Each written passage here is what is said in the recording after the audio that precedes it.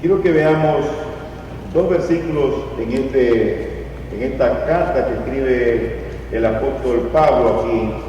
Y la carta que él escribe aquí es a una iglesia, la iglesia de Colosas. Y el problema que tenía esta región en Colosas era que se habían infiltrado algunas doctrinas de lo que iban a ser más adelante los conocidos gnósticos. Ellos que creían, algunos, habían dos grupos de esa línea. Uno de ellos creían que Cristo, cuando estuvo crucificado, el espíritu lo abandonó y fue el que murió solamente el cuerpo. Otros pensaban que solamente era un fantasma, pero era una secta, y Pablo tiene que traer esta carta para aclarar esta situación, que era una herejía con respecto a que Cristo había venido en carne. Así que vean lo que dice Colosenses 2, versículo 1.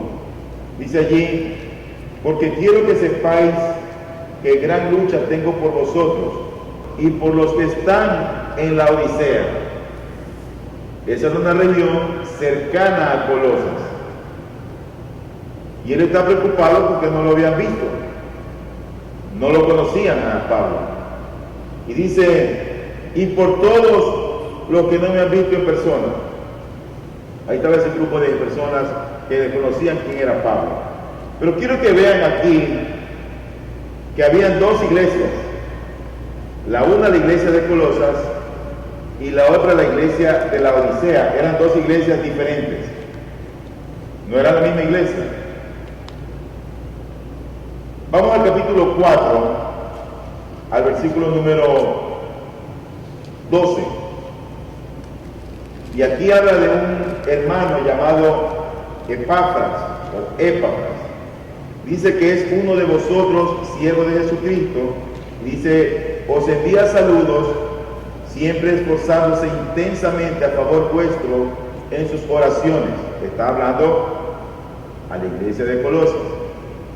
Para que estéis firmes, perfectos y completamente seguros en toda la voluntad de Dios. 13. Porque le soy testigo de que tiene profundo interés por vosotros y por los que están en la Odisea y en Hierápolis.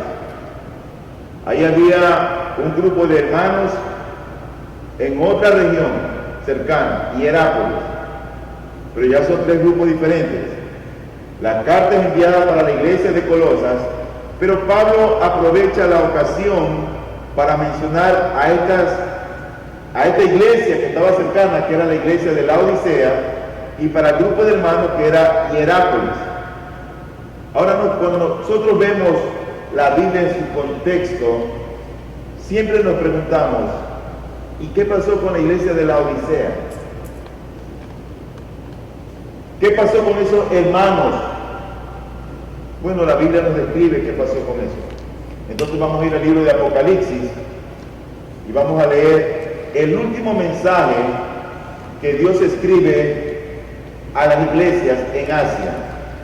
Y el último mensaje es enviado a esta iglesia de la Odisea justamente.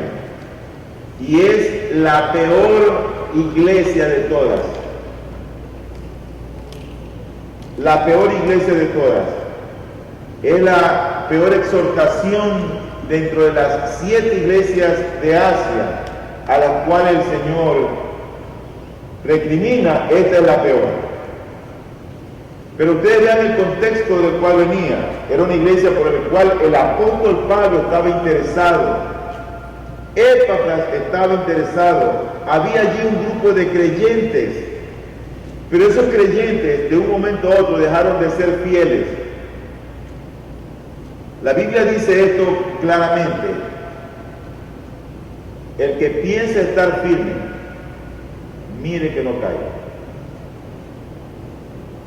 Cuidado con poner a veces nuestra confianza o la confianza en nosotros mismos y pensamos o decimos: eso no me puede ocurrir a mí. Mi hermano, nosotros dependemos del Señor y de su gracia. Nosotros dependemos de Él. Es Él quien nos sostiene. es Él quien nos guarda y nosotros debemos entregarnos a la providencia de Él para que Él sea con nosotros. Ahora, habían 7 iglesias allá en el occidente, en Asia, y Juan, quien escribe el libro de Apocalipsis, escribe cartas dirigidas para estas 7 iglesias. Y estas iglesias muestran el carácter de las iglesias hoy en día en todo el mundo. Todas las iglesias tienen algo de estas iglesias que ya fueron descritas en el Apocalipsis. Hay una iglesia muy buena allí, la iglesia de Esmirna, pero esta es la peor de las iglesias. Así que, como esta es la palabra de Dios, a pesar de que estas cartas fueron escritas por el año 96 de la era cristiana, esta palabra, como es de Dios, es aplicable también para estos tiempos. Ahora, vamos a leer Apocalipsis capítulo 3, del 14 al 22, y luego desarrollamos el tema. Y dice la palabra del Señor: escribe al ángel de la iglesia en la Odisea, el amén, el testigo fiel y verdadero, el principio de la creación de Dios, dice esto: yo conozco tus obras, que ni eres frío ni caliente. Ojalá fueras frío o caliente.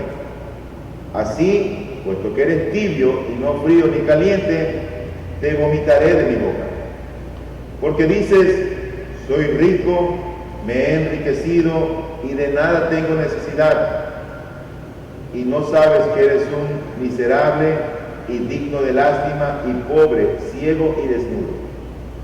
Te aconsejo que de mí compres oro refinado por fuego para que te hagas rico, y vestiduras blancas para que te vistas y no se manifieste la vergüenza de tu desnudez, y colirio para ungir tus ojos, para que puedas ver. Yo reprendo y disciplino a todos los que amo. Sé pues celoso y arrepiéntete. He aquí, yo estoy a la puerta y llamo. Si alguno oye mi voz y abre la puerta, entraré a él y cenaré con él y él conmigo.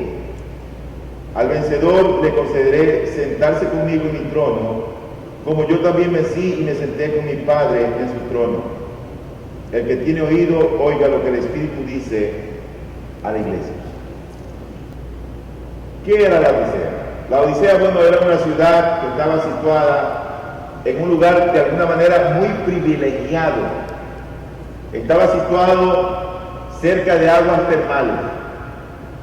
En esta ciudad, que era una ciudad próspera, era una ciudad realmente muy buena, había allí un teatro que tenía cabida para 30,000 personas.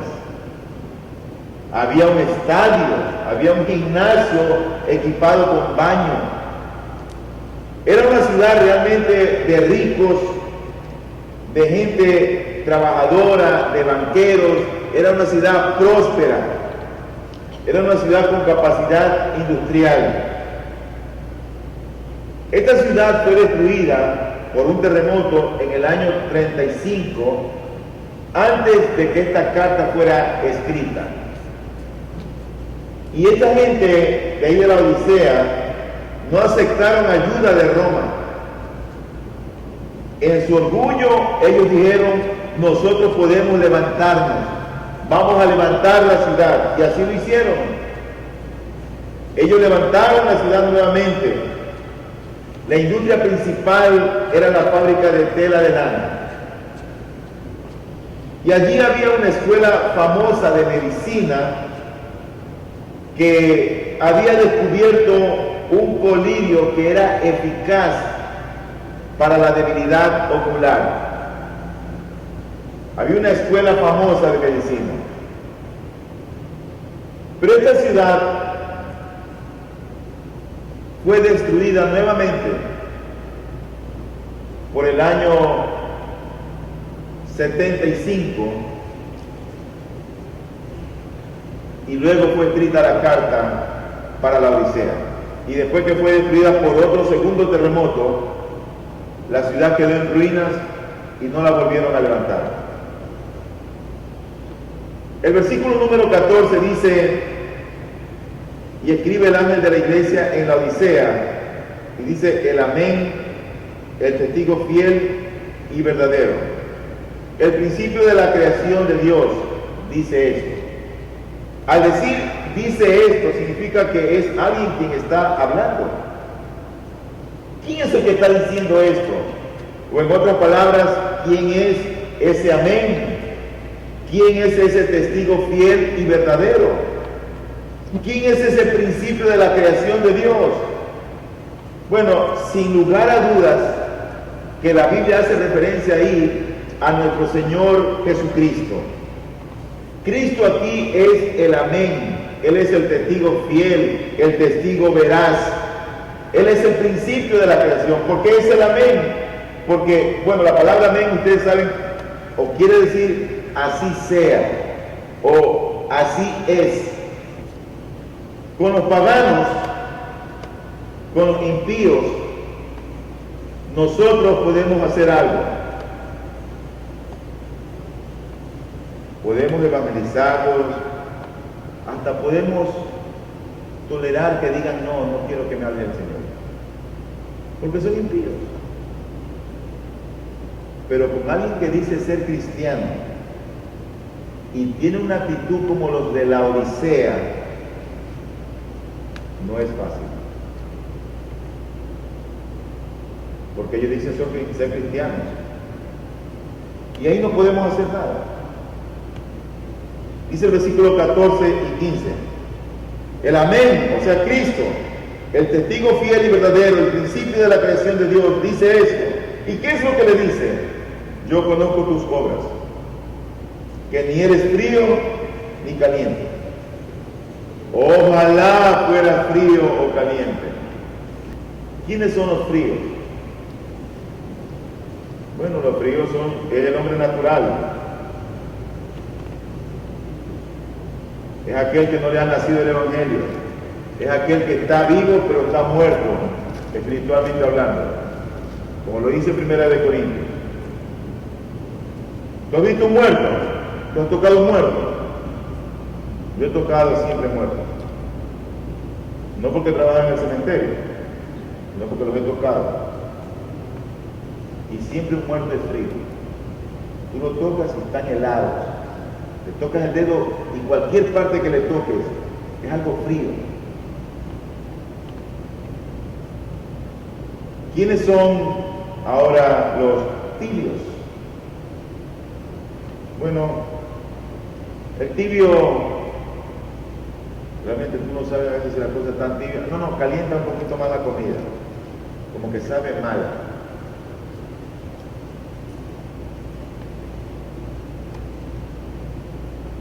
Es alguien que no es ni frío ni caliente, como que está ahí. Pero ¿quién es el caliente entonces?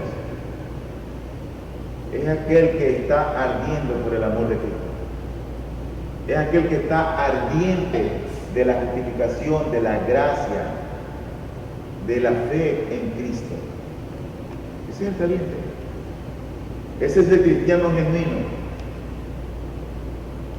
Dios no quiere gente fría, pero tampoco quiere tibios. Dios quiere gente caliente. No caliente en carácter, caliente en espíritu. ¿Qué es lo que tú ves en esta gente de la Odisea? Ellos tenían un cristianismo sin pasión. No había pasión en ellos por lo que hacían.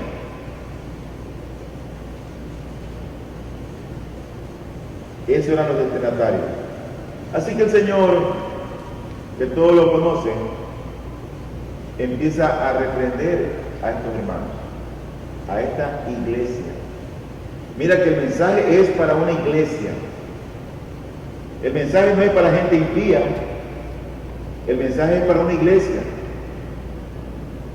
O sea que no es para paredes ni para techos, no es para pisos, era para personas, para hombres y mujeres que habían creído en el Evangelio de Jesucristo. Tú lo viste en Colosenses. capítulo 2:1, capítulo 4:13. Ahí habla acerca de esa iglesia. Pablo preocupado por ello, Epafras preocupado por ello. Pero entonces el Señor empieza a reprenderlo. Y mira lo que dice Apocalipsis 3:15-17. Dice allí: yo conozco tus obras, que ni eres frío ni caliente. Ojalá fueras frío o caliente. Así, puesto que eres tibio y no frío ni caliente, te vomitaré de mi boca. Porque dices: soy rico, me he enriquecido y de nada tengo necesidad.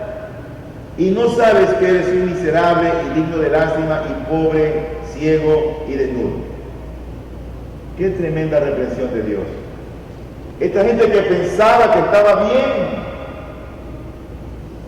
no veían su propia pecaminosidad. Aquí no hay palabras de felicitaciones como en la iglesia de Esmirna. Es una palabra fuerte de amonestación. Y el problema, ¿sabes cuál era? Que no se daban cuenta. No se daban cuenta. ¿A ti te ha pasado eso?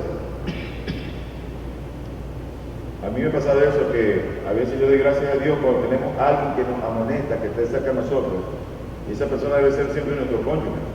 Mira, le hablaste mal al hermano. Mira, corregiste demasiado fuerte al bebé. Mira, tu gesto no fue agradable. A veces hacemos cosas que no nos damos cuenta. Qué bueno cuando hay un hermano o una hermana en la fe que te dice algo para corregirte, para tu bien. Gloria al Señor por esto. Porque dice el versículo número 16: así, puesto que eres tibio y no frío ni caliente, dice, te vomitaré de mi boca.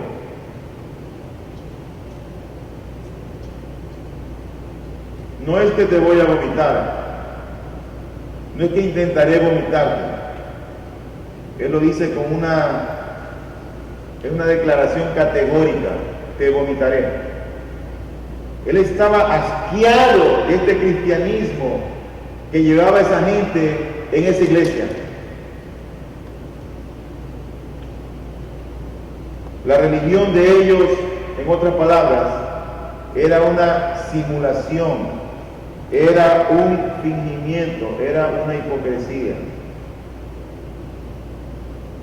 Él no dice, mira, estoy a punto de vomitarte. Él dice, te vomitaré. Así que esta es una reprensión que en verdad a nosotros debería de alertarnos, porque al Dios al cual nosotros adoramos es un Dios santo. Por eso debemos de cuidar nuestros pensamientos, nuestro corazón, nuestras palabras, nuestras acciones, aunque no esté el pastor. Porque los ojos del Señor están abiertos día y noche, viendo todas las cosas que hacemos. Recuerda que Él es omnisciente. Pero luego de la reprensión, el Señor le da un consejo a esta gente. Le da una palabra de gracia. Vea lo que dice el versículo 18 y 19. Te aconsejo que de mí compres oro refinado por fuego para que te hagas rico, y vestiduras blancas para que te vistas y no se manifieste la vergüenza de tu desnudez, y colirio para ungir tus ojos para que puedas ver. Yo reprendo y disciplino a todos los que amo. Sé pues celoso y arrepiento. Ahora, Él no les dice a este grupo de hermanos, yo te mando. No. Él dice, yo te aconsejo. El versículo 18 dice, te aconsejo. Te aconsejo. ¿Qué es lo primero que le aconseja?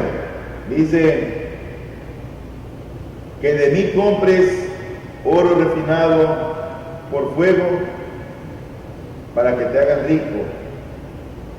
¿A qué hace referencia aquí las Escrituras? En Isaías capítulo 55, el versículo número 1, dice la Escritura lo siguiente: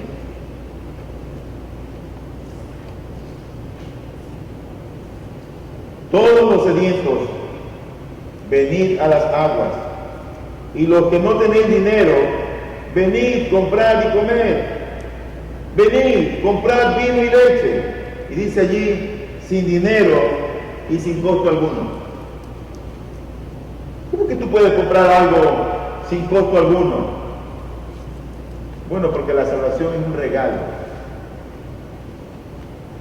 La salvación a nosotros no nos ha costado nada. Le costó a Cristo. Tiene un valor, sí. Pero a ti te costó algo, no. A mí me costó algo, no.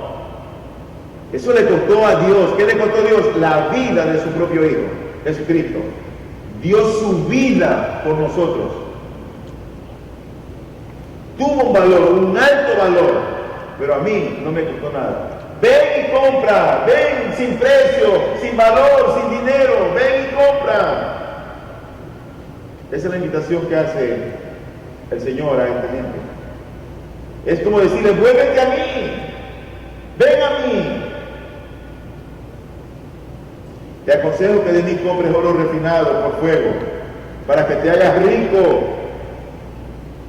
El oro representa, por supuesto, la salvación. En 2 de Corintios, capítulo 8, versículo 9, dice la Biblia, 2 de Corintios 8, 9, dice, porque conocéis la gracia de nuestro Señor Jesucristo, que siendo rico, sin embargo, por amor a vosotros, se hizo pobre, para que vosotros, por medio de su pobreza, llegarais a ser ricos. Dios, Hijo, dejó su gloria y se hizo hombre. ¿Y sabe lo que nos trajo? La salvación del cielo. Él se empobreció y nosotros nos enriquecimos. Él dejó su trono de gloria y tú y yo la recibimos. ¿Cuándo? Cuando Dios el Padre reveló a Jesucristo a nuestras conciencias. Y nuestras conciencias despertaron a la fe. El cristianismo no empieza, mi hermano, cuando te bautizas. El cristianismo no empieza cuando vienes a la iglesia. El cristianismo no empieza cuando la gente pasa aquí adelante y repite una oración. El cristianismo empieza cuando Dios el Padre revela a Jesucristo al alma de los pecadores. Cuando opera la regeneración, cuando hay ese nuevo nacimiento, y cuando Dios salva a esa persona, nunca vuelve a ser la misma. Nunca más. Así que el oro representa la salvación. Él dice, yo te aconsejo que de mí compres oro refinado por fuego para que te hagas rico. Y luego le dice, y vestiduras blancas para que te vistas y no se manifieste la vergüenza de tu desnudez. Ellos lo que estaban exhibiendo era su propia carnalidad. Compra vestiduras, las vestiduras celestiales. Dice Pablo que nosotros tenemos que despojarnos del viejo hombre y vestirnos del nuevo hombre. Pero luego añade el mismo texto 18, y colirio. En esa escuela de medicina donde había un colirio que había descubierto la universidad, que le hacía tanto bien al ojo material o físico, sin embargo ellos no podían ver las cosas espirituales. No hay peor ceguera que la espiritual. Por eso el Señor les dice, y compra también colirio para ungir tus ojos, para que puedas ver.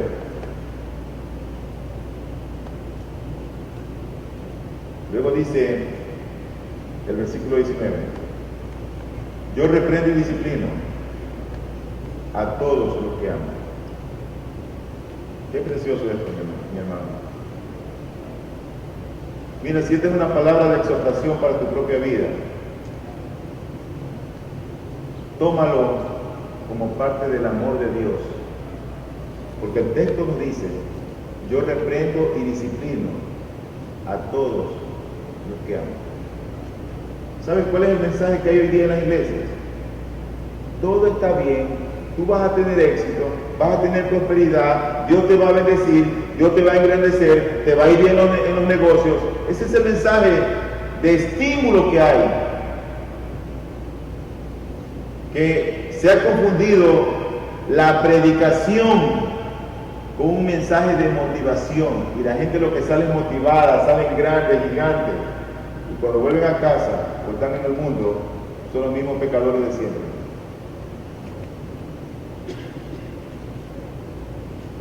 Pero él dice, yo reprendo y disciplino a todos los que aman. Y ninguna palabra, hermano, que nos exhorta al momento, al inicio, parece una palabra de gozo, no trae contentamiento. Pero dice la Biblia que al final, ¿sabes lo que produce? Fruto apacible. Se sobreentiende que Dios el Padre está formando el carácter de Cristo en nosotros de manera continua, para parecernos cada día más a Cristo. Así que siempre hay algo para mejorar, siempre hay algo para cambiar, siempre hay pecados que tenemos que dejar, siempre hay algo que tenemos que corregir, siempre. Y así será mientras vivamos en esta tierra, porque la santificación es un proceso, es progresiva, la salvación es de una vez y para siempre. Pero mientras vivamos en este cuerpo, mientras aún esté ese remanente de pecado en nosotros, siempre habrá algo que tengamos que mortificar, siempre habrá un pecado que tengamos que matarlo de hambre.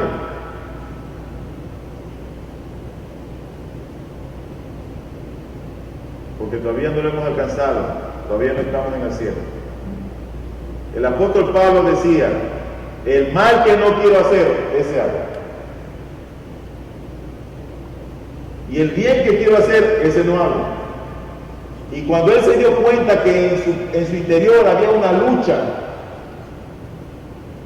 por un lado la ley lo obligaba a hacer lo malo, y por otro lado quería hacer lo bueno. ¿Sabe lo que dijo? Miserable de mí, ¿quién me va a librar de este cuerpo de condenación?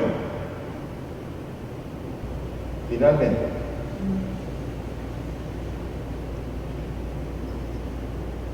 como estas personas eran personas cristianas, estaban en la iglesia, pero que no se habían arrepentido de su manera de vivir.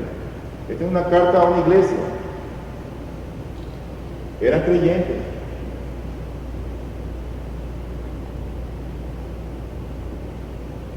Pero en una iglesia habrá más orgullo que en otras, más altivez que en otras serán flojos, estos eran tibios. Mira lo que dice entonces el Señor, lo que les promete. Dice el versículo 20 en adelante. He aquí yo estoy a la puerta y llamo. Si alguno oye mi voz y abre la puerta, entraré a él y cenaré con él y él conmigo. Hay muchas personas que malinterpretan este pasaje y lo utilizan para evangelizar. No, mira, el Señor está tocando la puerta para que tú le abras tu corazón. Depende de ti, si tú le quieres abrir la puerta de tu corazón, Él va a entrar, Él es un caballero. Qué vergüenza predicar ese tipo de evangelio. Porque no hay nada más contrario a eso que la gente argumenta diciendo que este es un pasaje para los impíos. Porque este pasaje está dentro de un contexto donde Dios le está hablando a una iglesia. Es decir, que esto era para creyentes. No le está hablando a impíos.